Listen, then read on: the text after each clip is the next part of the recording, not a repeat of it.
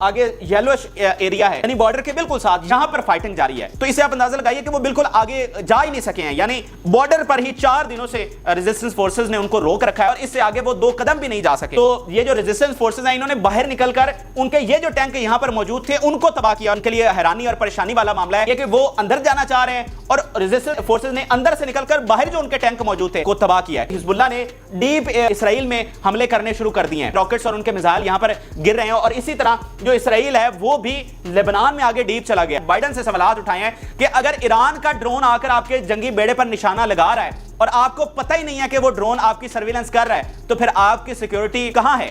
यानी इसका मतलब कि वो कभी भी आकर आपको हिट कर सकते हैं और आपको पता भी नहीं चलेगा। जंगी मशकें करके, अपने बेड़े भेजकर, अपने ड्रोन्स दिखाकर, अपने मिसाइल दिखाकर उनको ये बताया जाए कि हमारे पास ये ताकत है, हम ये कर सकते हैं और उनको प्रेशराइज किया जाए कि वो यहां से पीछे हटें। तो ये आखिरी स्टेप है जिस पर वो खड़े हैं। तुर्की यहां पर खड़ा है, ईरान यहां पर खड़ा है, सऊदी अरब यहां पर खड़ा है। अब इससे अगला स्टेप हमला है, इसके बाद उन्होंने अटैक करना है, लेकिन वो चाह रहे हैं कि हम सिर्फ प्रेशराइज करके ये मामला सुलझा लें।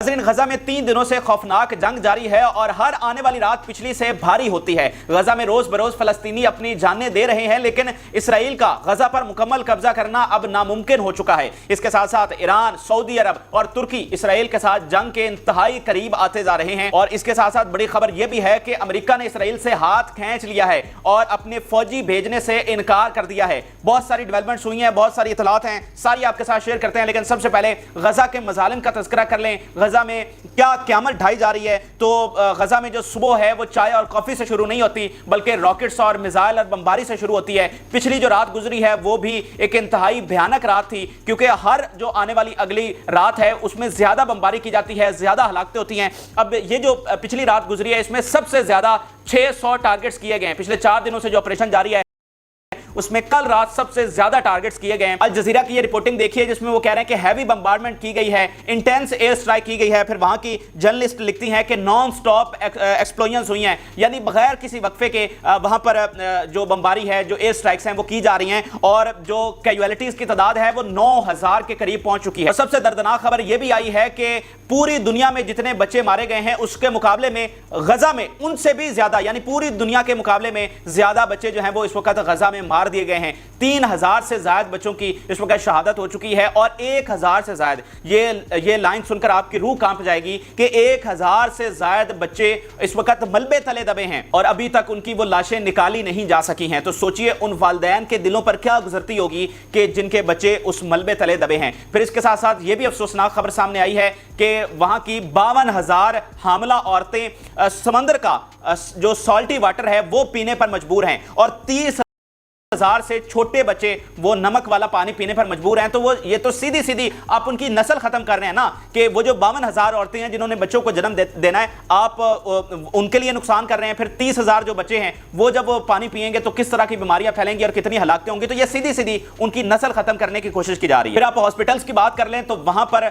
एक इंतहाई दिल दहला देने वाले मनाजर हैं। जख्मियों की बड़ी तादाद है, लेकिन वहां पर मेडिकल फैसिलिटीज नहीं है। और अगर अल कुदस हॉस्पिटल की बात कर लें जिसको बार बार इवैक्यूएट करने की वार्निंग्स दी जा रही हैं, पहले आप ये नक्शे पर चेक कर लीजिए। ये अल कुदस हॉस्पिटल बड़ा ये सेंसिटिव एरिया है क्योंकि इसके साथ और यूनिवर्सिटीज हैं और दीगर हॉस्पिटल्स मौजूद हैं। तो रिपोर्ट के मुताबिक अल कुदस की सराउंडिंग में बहुत ज्यादा बमबारी की गई है और इसके इर्द गिर्द जो बिल्डिंग्स हैं, जो इंफ्रास्ट्रक्चर है वो मुकम्मल तौर पर डिस्ट्रॉय कर दिया गया है। और बार बार इनको आज फिर इन्होंने वार्निंग जारी की है कि अल कुदस को इवैक्यूएट किया जाए। लेकिन बात यह है कि जो हजारों जख्मी वहां पर मौजूद हैं, जो हजारों शेल्टर जिन्होंने वहां पर ले रखी है, जिनके घर तबाह हो गए हैं, वो वहां से इवैक्यूएट करके किधर जाएं?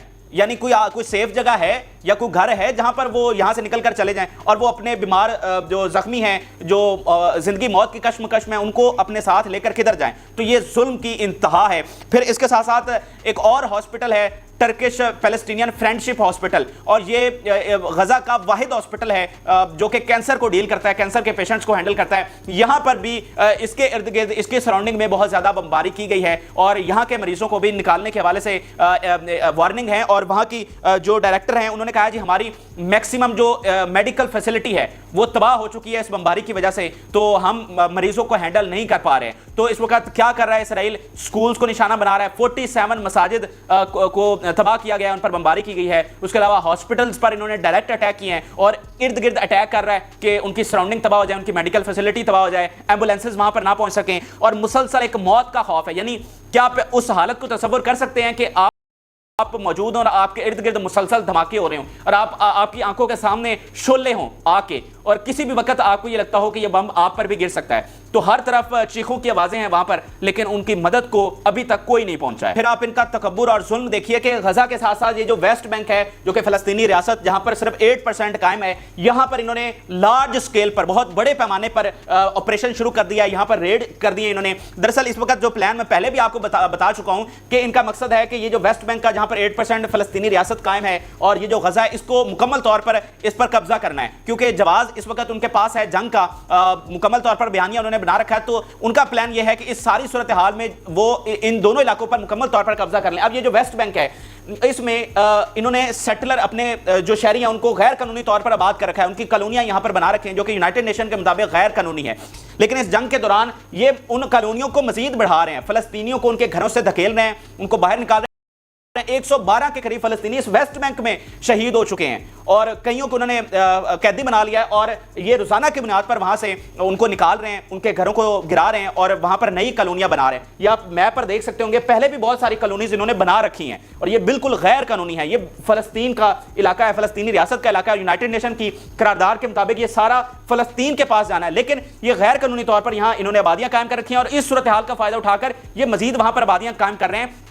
اور جس طرح سے غزہ میں فاقوں کی صورتحال ہے اسی طرح ویسٹ بینک میں فاقوں کی صورتحال ہو گئی ہے, کیونکہ وہاں پر کام کوئی نہیں ہے, روزگار بالکل ختم ہو گیا ہے, محاصرہ ہے, کوئی مطلب مکمل طور پر وہاں کی جو زندگی ہے وہ ختم ہو کر رہ گئی ہے. اور جس طرح غزہ میں پانی, فاقے اور فوڈ کے معاملات ہیں, بالکل اسی طرح ویسٹ کے لوگ بھی بہت زیادہ سفر کر رہے ہیں. تو اب دیکھیے کہ جو اسرائیل کہتا ہے کہ ہم ریزسٹنس فورسز کے خلاف جا رہے ہیں, وہ تو غزہ میں ہیں جتنی بھی ہیں, ویسٹ بینک میں تو کوئی نہیں ہے. تو پھر آپ کے پاس کیا جواز ہے وہاں پر ریڈ کرنے کا, وہاں پر لوگوں کو ان کو شہید کرنے کا اور ان کے گھر ان سے چھیننے کا؟ کیا آپ تصور کر سکتے ہیں کہ آپ کی فیملی ہو, آپ کے بچے ہوں اور آپ کے گھر پر ریڈ کیا جائے اور آپ کا سامان جو ہے وہ جلا دیا جائے اور آپ کو گھر سے باہر نکال دیا جائے اور آپ کے پاس کوئی ٹھکانہ نہ ہو, کھانے کو کوئی چیز نہ ہو؟ تو کیا آپ اس صورتحال کا تصور کر سکتے ہیں؟ یہ وہ صورتحال ہے جس سے فلسطینی روز بروز اس وقت گزر رہے ہیں, اور سب سے ان کے لیے دردناک لمحہ یہ ہے کہ 56 اسلامی ملک ہونے کے باوجود کوئی ایک بھی عملی طور پر ان کی مدد کو نہیں پہنچا ہے. اچھا, یہ تو سارے غزہ کے مظالم ہیں, لیکن اسرائیل کو کامیابی کیا ملی ہے؟ یہ سارا کچھ کر کے اس کو حاصل کیا ہوا ہے؟ تو بالکل کوئی کامیابی ابھی تک ان کو نہیں مل سکی ہے, کیونکہ اصل بات تو یہ ہے کہ جو انہوں نے گراؤنڈ آپریشن کر رکھا ہے اور گراؤنڈ آپریشن کے ذریعے وہ پورے غزہ پر قبضہ کرنا چاہتے ہیں. لیکن سب سے پہلے اگر آپ یہ لوکیشن دیکھ رہے ہیں جہاں پر زمینی جو ان کے فوجی موجود ہیں, جو فائٹ جاری ہے, تو آپ دیکھیے کہ یہ بالکل بارڈر کے اوپر, غزہ کے بارڈر کے اوپر یہ فائٹ جاری ہے. یعنی یہ جو ریڈ ایریا یہاں پر ان کی آرمی تعینات ہے, 3.5 لاکھ سے زائد ان کے ٹینکس کھڑے ہیں, سارا ان کی آرٹلری ساری یہاں پر موجود ہے. اور یہ جو آگے یلوش ایریا ہے یعنی بارڈر کے بالکل ساتھ, یہاں پر فائٹنگ جاری ہے. تو اس سے آپ اندازہ لگائیے کہ وہ بالکل آگے جا ہی نہیں سکے ہیں, یعنی بارڈر پر ہی 4 دنوں سے ریزسٹنس فورسز نے ان کو روک رکھا ہے اور یہیں پر لڑائی جاری ہے اور اس سے آگے وہ 2 قدم بھی نہیں جا سکے. تو اس سے آپ ان کی ناکامی کا اندازہ لگائیے. اب اس میں ایک اہم بات یہ سمجھنے کی ہے کہ اسرائیل دراصل کر کیا رہا ہے. دیکھیں گراؤنڈ سطح پر تو اس کو مکمل ناکامی ہو رہی ہے, جو وہ کہتا ہے کہ جو اس کا اصل مقصد ہے جی ہم نے ہاسٹیجز کو لے کر آنا ہے, یہاں سے ہم نے ریزسٹنس فورسز کا صفایا کرنا ہے, تو وہ تو 20-22 دنوں سے مکمل ناکامی ہوئی ہے. لیکن بمباری کرنے کا مقصد کیا ہے؟ 2 مقاصد ہیں. ایک, اس کو جتنے شہید کیے جا سکتے ہیں ان کو شہید کیا جائے, جتنے گھر تباہ کیے جا سکتے ہیں ان کو کیا جائے, جتنے مہاجر بنائے جا سکتے ہیں ان کو بنایا جائے. اسی طرح سیم فارمولا جو ہے وہ ویسٹ بینک میں ہے. اور دوسرا مقصد یہ ہے کہ اپنے آپ کو حاوی اور طاقتور دکھایا جائے. یعنی اس وقت آپ اسرائیل کو ڈومیننٹ کس سطح پر مان رہے ہیں؟ اسی سطح پر نہ کہ مسلمانوں کی, غزہ کے لوگوں کی کیجوالٹیز زیادہ ہو رہی ہیں بنسبت اسرائیل کے, تو اس طرح وہ ایک حاوی نظر آ رہا ہے اور فاتح نظر آ رہا ہے. لیکن اصل میں تو اس نے کچھ بھی گین نہیں کیا. یعنی اگر آپ کا طیارہ آئے اور 10 بم گرا کر چلا جائے تو یہ کون سی کامیابی ہے؟ اصل کامیابی تو یہ ہے نا جو آپ کا ٹارگٹ ہے, جو آپ مشن آپ شروع کر رہے ہیں کہ جی ہم نے گراؤنڈ آپریشن شروع کیا ہے تو ہم اس پر مکمل طور پر ان کا صفایا کرنے جا رہے ہیں. تو آپ نے کیا صفایا کیا؟ تو وہاں پر تو ان کی کامیابی 0 ہے. صرف بمباری کر کے یہ تاثر یہ دے رہا ہے کہ میں طاقتور ہوں, میں فاتح ہوں اور میں حاوی ہوں. اصل میں ایسا کچھ بھی نہیں ہے. زمینی سطح پر جہاں پر اصل جنگ جاری ہے वहां पर इन्हें कोई कामयाबी हासिल नहीं हो सकी है। इसके साथ साथ उनके टैंक्स का तबाह होने का एक वाकया पेश आया है। ये जो इरीज का इलाका आपको नजर आ रहा है, अच्छा यहां पर इनके टैंक मौजूद थे। अब ये बॉर्डर का बिल्कुल एरिया यानी गजा के बॉर्डर का एरिया है, तो ये जो रेजिस्टेंस फोर्सेज हैं इन्होंने बाहर निकलकर उनके ये जो टैंक यहां पर मौजूद थे उनको तबाह किया। और ये जो इंटरनेशनल मीडिया उसने इस वाकये को रिपोर्ट किया है। In the earlier statement the group said Israeli tanks had cot fire after they were targeted bye it's fighter. तो ये यहां पर इनके जो काफी सारे टैंक्स मौजूद थे उनको एंटी टैंक मिसाइल के जरिए उनको तबाह किया। और ये एक बहुत बड़ी मतलब उनके लिए हैरानी और परेशानी वाला मामला है इसराइल के लिए कि वो अंदर जाना चाह रहे हैं और रेजिस्टेंस फोर्सेस ने अंदर से निकलकर बाहर जो उनके टैंक मौजूद थे उनमें से कई को तबाह किया है। तो ये इस वक्त इनको रिजल्ट मिला और उनका अपना मीडिया क्या कह रहा है, उनका अपना मीडिया इस वक्त शदीद तनकीद कर रहा है क्योंकि जो उनकी वॉर कैबिनेट है उन्होंने क्या कहा था जी, Tel Aviv media criticising the statement of the members of the Israeli cabinet that the war with Gaza is difficult. वो खुद कह रहे हैं कि ये वॉर हमारे लिए बहुत मुश्किल होने वाली है और रिजल्ट मैंने आपको सारे दिखा दिए हैं। और इसके साथ साथ इसके रिस्पॉन्स